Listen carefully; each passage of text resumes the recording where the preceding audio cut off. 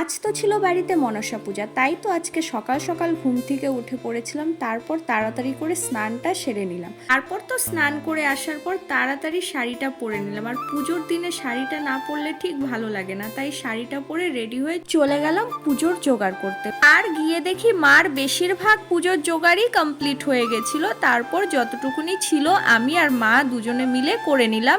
আর আমাদের বাড়িতে পুজোটা অনেক সকালেই হয়ে গিয়েছিল, 8টার মধ্যে ঠাকুর মশাই ঢুকে গিয়েছিল আর 8:30টার মধ্যে আমাদের বাড়ি পুজো কমপ্লিট হয়ে গিয়েছিল। এইদিকে আমাদের জোগাড় পুরো কমপ্লিট হয়ে যাওয়ার পরপরই ঠাকুর মশাই ঢুকে গিয়েছিল। আর দেখো ঠাকুর মশাই পুজোতেও বসে পড়েছে। তারপর তো পুজো কমপ্লিট হওয়ার পর ঠাকুর মশাই আরতি করে নিচ্ছে, আর তারপর আমরা অঞ্জলি দিয়ে দিলাম আর আমাদের পুজো কমপ্লিট হয়ে গেল। আর সকাল সকাল পুজোটা কমপ্লিট হয়ে গেলে না মনটাও খুব ভালো হয়ে যায়। তা আমরা চেষ্টা করি সবসময় যে সকাল সকালই পুজোটা কমপ্লিট করে নেওয়ার।